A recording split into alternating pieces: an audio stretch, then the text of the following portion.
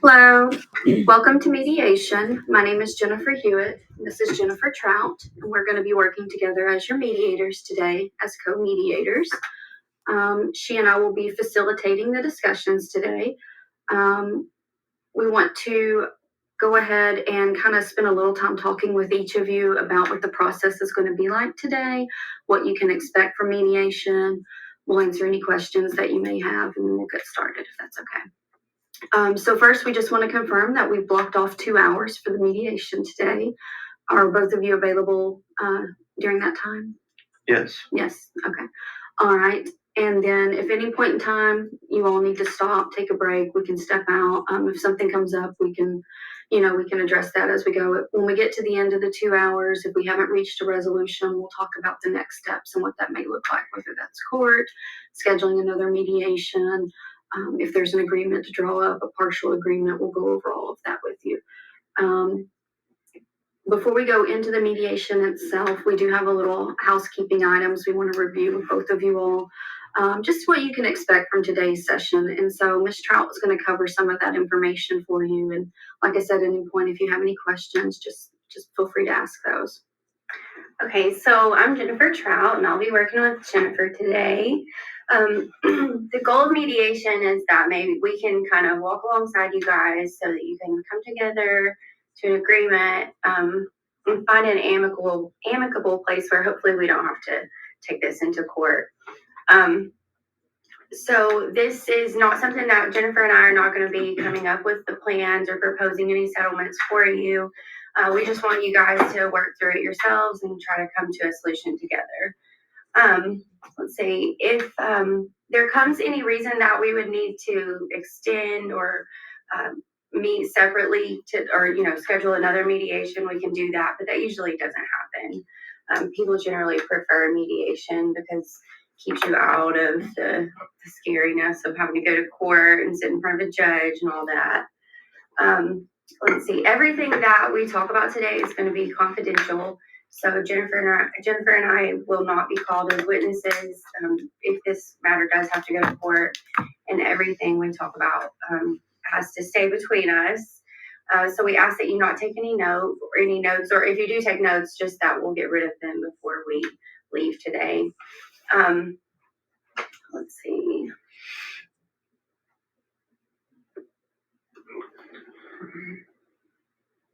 Sorry, guys. Oh, and we're gonna start talking together, just all of us in this room together.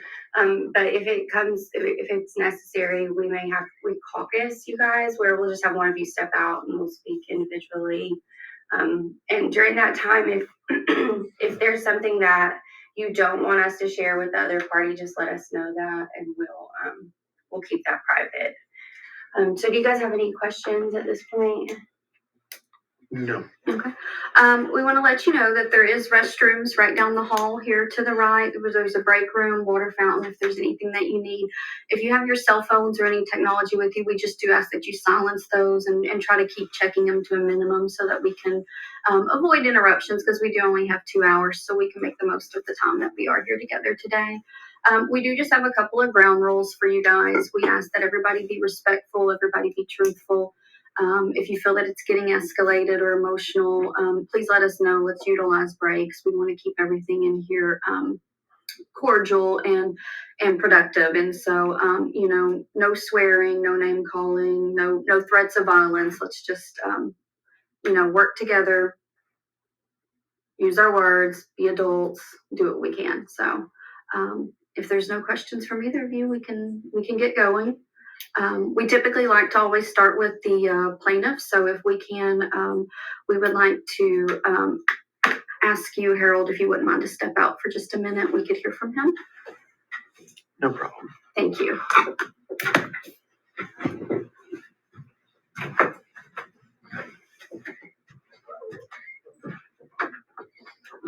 All right, Michael. Tell us what's going on. What can we do for you today? Sure. So, not too long ago, my wife was coming home from work. She went up to a railroad crossing. The gate malfunctioned. One of the safety features malfunctioned. apparently nobody heard a horn blow, and then she got hit in the intersection. I mean, I guess the light was working there, but there's usually more than that to indicate a train's coming. And I don't know, maybe it was a long day. She was tired. I couldn't really tell you.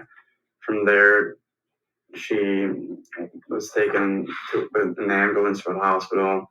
She was pronounced dead. And I guess the biggest issue for me is that, my wife was a good part of our income.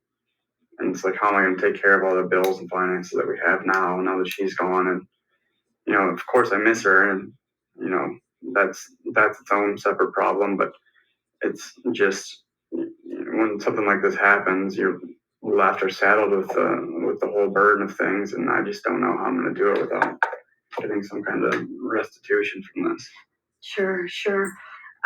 Do you have specific numbers, values for those bills and the lost income? What can I ask? What was your wife making annually? What was she bringing into the? She was making roughly $55,000. I have some numbers that my attorney kind of did draft it up for me, and so it took us $15,000 for the funeral. Mm-hmm. Roughly $10,000 is for the ambulance. 10, you said, for the ambulance? Yeah. I'm going to write this down. You don't mind that we're taking notes? No, that's okay, fine. Ambulance and ER, and she was pronounced dead there. He gave me some kind of number for pain and suffering, which he thought might be roughly 25,000. The lost earning capacity, which I was talking about, it was a 55,000, but I would like 10 years of that, right? Because in 10 years she was about to retire. We're in our 50s. It's not like we had that much time left. So I would just like the 10 years that she probably had working before we went on to our retirement. But and then there's lost consortium for me, and then lost consortium for my daughter. Mm-hmm. How old's your daughter? She's 25. What's her name? I'm sorry. I think she's 35. 35. Sorry about that. And that's Anne, right? Your daughter's name is Anne? Yeah, that's Anne. Okay. All right, so really what you're looking for to get out of mediation today is you're hoping to come to a settlement for a dollar amount, a figure that will help you to have a stable future financially and help alleviate the burden of some of these debts that have incurred. Sure. And we just want to both say, we're really sorry for your loss. Thank you. Mm-hmm. Do you have a total dollar amount in mind you're hoping to reach today? Well, we, with the sum that, the figures that we've kind of put together, they said it was roughly $1 million. I don't think, we'd get $1 million for this. I don't know what some of these other numbers mean, like loss of consortium. My attorney wrote $300,000 for me, $100,000 for my daughter. I don't know what that means. All I know is that it seems like a whole lot of money. Really, the big thing to me is the earning capacity, funeral, medical expenses, the pain and suffering. Well, it sounds like no matter what happens, anytime you lose somebody, it's going to be pain and suffering. I don't know how that works, but it's just so, there's some figures here that I could probably move on, but the earning capacity is a real tough one for me. Okay. I just want to pay the bills. Yeah, understood. Okay, so we would like to bring Harold back in, if that's okay. Yeah, that's fine. Okay.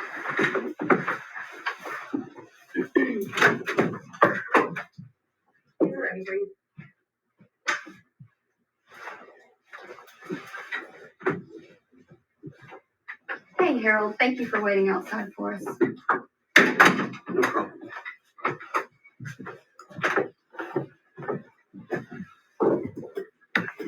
So, Michael here was just talking with us a little bit about the loss of his wife and the accident that occurred, and letting us know that, that he's incurred some debt as a result of that, and there's a lot of uncertainty to his financial future as a result of the loss of his wife's income, and so he's hoping to be able to reach an agreement with you all today that can help to alleviate those burdens that he's believes he's been placed under. So that's why we're here today. I'm sure you understand and know that to be true. So I want to ask before we get too far into anything, assume you do have settlement authority for the insurance company. You're the appropriate person to be here to have these discussions. Yes, I have actual authority on behalf of the Pacific Railroad Company, and I am the Chief Financial Officer. Actual authority. Okay, so if we do reach an agreement today, you would be able to sign. Okay, all right, that's good to know. Is there anything you would like to say before we get started? Yes. Michael, I'm sorry on behalf of the company and as a father myself, and as a husband to hear about your wife's death. And I would like to also apologize to your daughter as well. Thank you. Okay. I wanted to ask, I know that the day of the accident that there were a couple of issues with the arm at the railroad crossing. Have you guys remedied that? Yes, it was inspected shortly after and replaced / repaired. Okay. So it is fully functioning now. Do you guys mind if I take notes? No, and actually I was just about to ask you the same. I hope you're okay with it. It helps us to kind of keep track of things. We'll Sure. I'll take just use notes. my computer. Okay. Sure. All right, so the arm has been inspected and it's been replaced. So was there fault? Can you speak to that? Was there fault found with the arm? So it did need to be repaired. There was a fault with it. We replaced it 2 years prior. Usually they last a lot longer, so there must have been a defect that we did not know about when we purchased it. Okay. So it's been replaced now. We never received any notice on the day from either anybody complaining to Pacific or the town itself. Mm-hmm. So we had no way of knowing. We have tens of thousands of these railroad crossings all across the country. We can't possibly check them every day, every week, every month. Sure. We just don't have the manpower for that. Have you been previously advised of the financial claim that Mr. Liu was making? Yes. Okay. Do we have an agreement on any of the terms yet? No, not to my knowledge. So far we've negotiated down to a price, but I know he wants to keep working further. Okay. So I understand there was funeral expenses in the amount of $15,000, medical expenses in the amount of $10,000. There's some pain and suffering, loss of consortium expenses damages, better say it is damages that Mr. Liu and his daughter seek. And then mostly what I'm hearing is really important to Mr. Liu is the loss of the earning capacity for his wife. She had intended to work at least another 10 years. And so the loss of her annual salary over the next 10 years is really important to him. So I know you asked me where we were at. Currently, on behalf of the company, we're at $95,000. And I know Michael's latest offer was $650,000. That's where we've negotiated down to so far. Okay. So my company is willing to move forwards, but we're nowhere near the same place.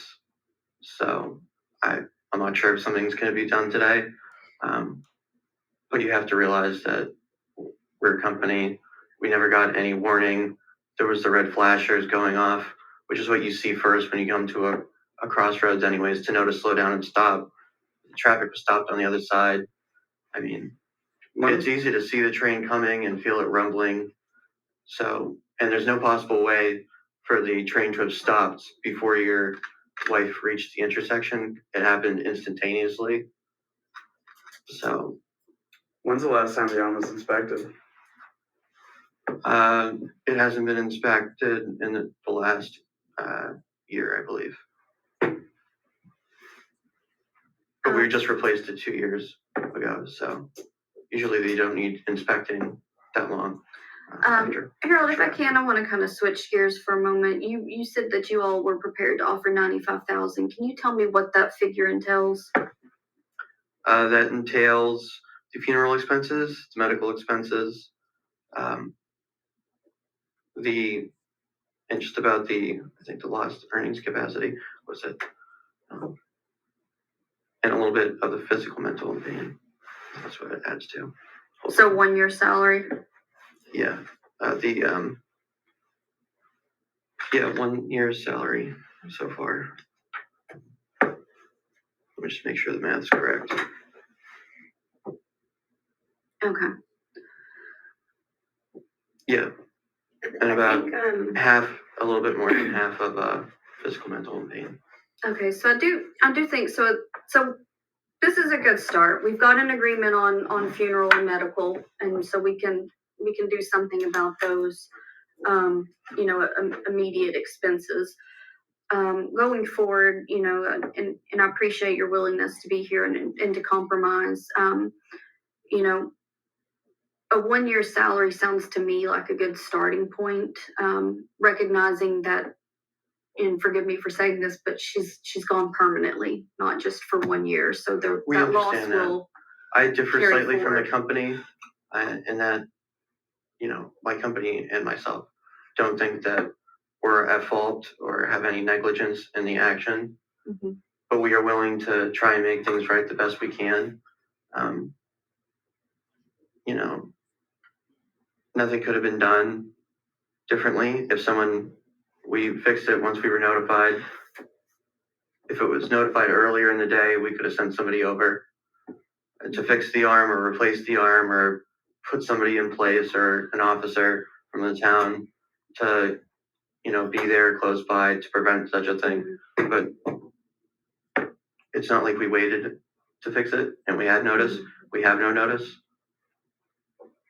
Michael, how do you feel about his initial offer? Not very good. He sits there and talks about notice, but the thing was, he said he didn't inspect it for a full year. Like, okay, they last longer, but do you have a duty to make sure that they're working properly? Nothing can be done. Nothing. I think that That's not it is true. probably important to keep in mind that if this does have to go to court, that they're gonna take into consideration that a similar incident had happened just 2 years ago.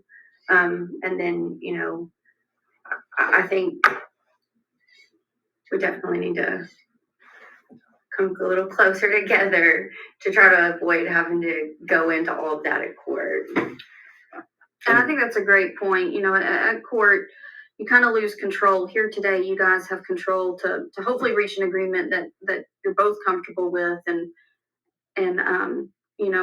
we'll be satisfied with when you walk out the door. You don't know what you're going to get in court. Potentially a judgment significantly higher than what you might have paid out today, and it's a little bit of a gamble. So, we're neutral. But with that being said, I do think you guys are pretty far apart, and I feel like there's some room to come forward, particularly with the loss to Mr. Lou, the financial loss that he's going to experience over the next few years. I mean, I understand that you don't want to pay me the 10 years of my wife's, she was probably retired 65. She was 55. I understand you don't want to pay me all that money. I get that. But with the death of her, certain things have happened, whereas I'm now financially responsible for the whole brunt of things, and she earned a pretty substantial portion of our income. I'm not going to be able to pay for that without something more. And so it's, I understand what you're saying. I get that there's other circumstances surrounding it. I don't blame you. I know you have nothing to do with the actual happening, but it's distressing to hear that you wanted to, we came with a claim of $1 million and you said 95. You just cut the legs out from under me. Why would I agree to that? I shouldn't even talk to you after that. I just lost my wife. I would, and I can move on the amount of years of salary. I could do that. It doesn't have to be the 10 years, but I just want to be able to make sure that I can afford to pay off the bills where so my house doesn't get foreclosed on. I don't lose my car. I don't lose, there's other things, man. Harold, would you like to respond? Again, my company is willing to move a little bit. We are prepared to go to court. We don't believe that they can prove all the elements and negligence, but we're willing here to try and help as we can. But I can't go past a certain point. I understand. And I'm not sure if Michael would be willing. My company has given me a few things that is a must. And I don't know, seeing how emotional he is, if he can do those things. And one of those is basically a non-disclosure agreement, as well as, what is it?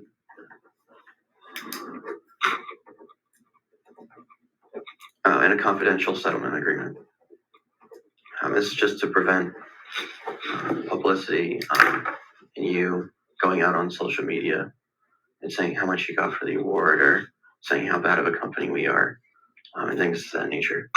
I wouldn't. Well, I'm not And keeping everything here confidential in the settlement that you have. Sure, You have one. sure. I get that. I'm not the kind of guy. I don't want to blow up and make a scene about this. I just, you know, when your partner dies, you're saddled with the burden of doing everything yourself. It's, to me, do I miss my wife? Yes. Nothing I can do is going to bring her back. I understand that. The only thing I can do is move forward and try to. This is an attempt to make sure I can keep my house in order. I'm not sitting here blaming you. I don't necessarily. I think that obviously something's wrong with the arm, but I don't. I could do a non-disclosure agreement. I can keep this confidential. It has nothing to do with me being mad at you or the company. It has everything to do with me being frustrated that I'm left in the kind of sick situation I'm left in.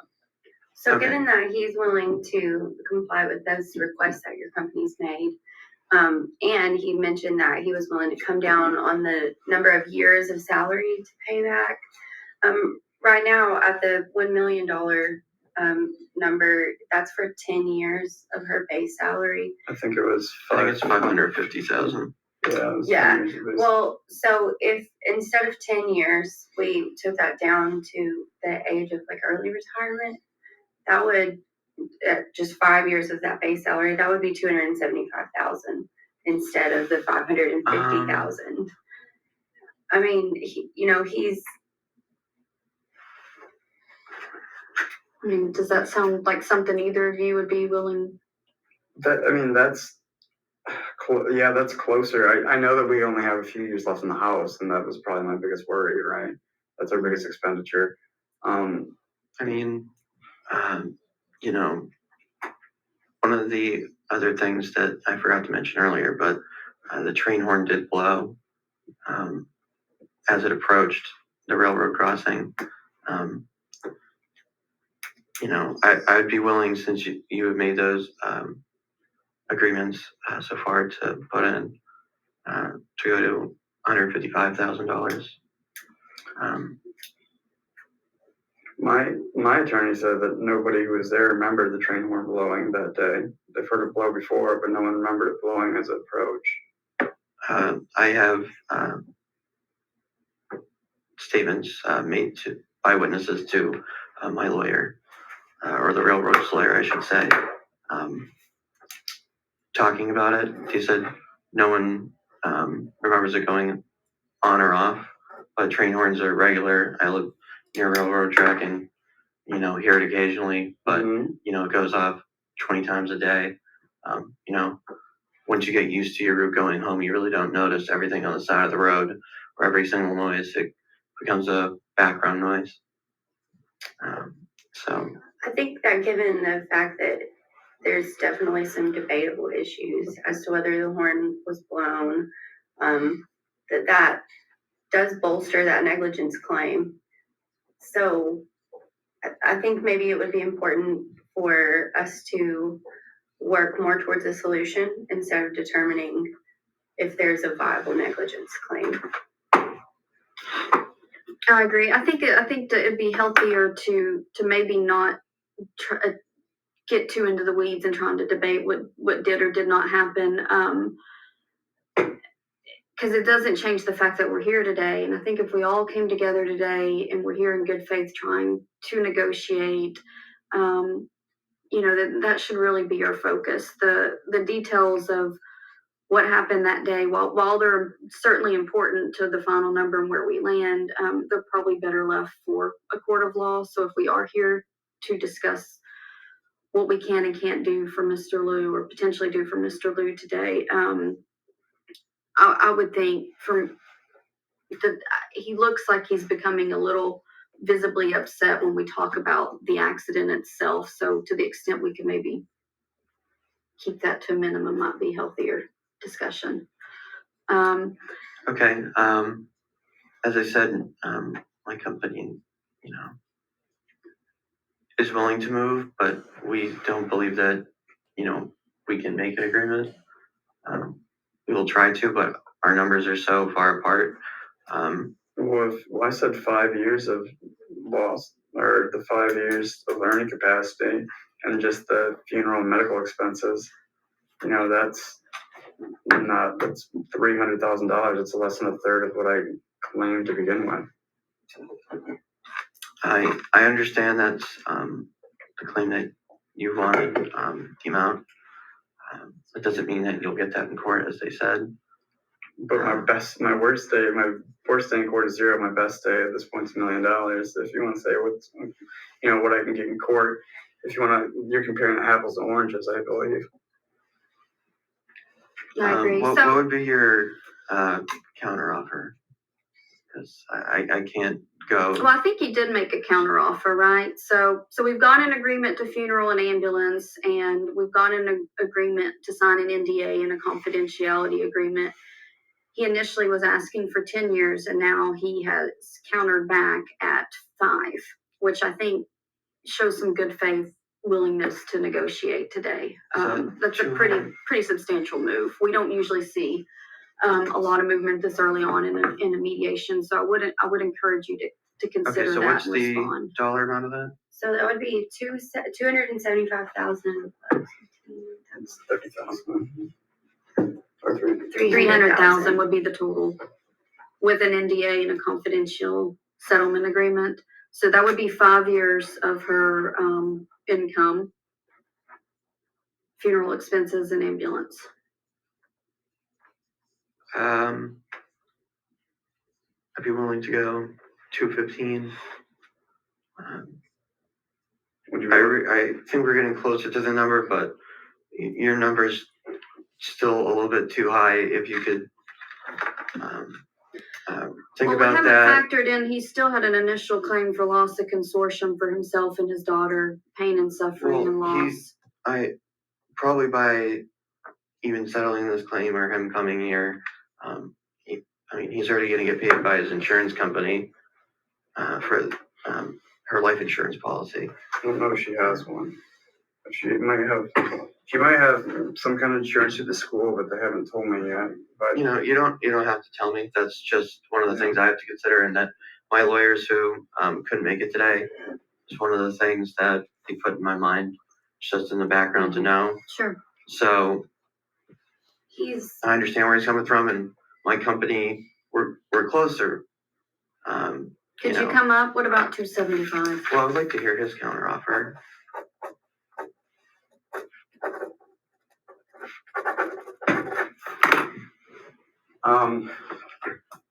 So,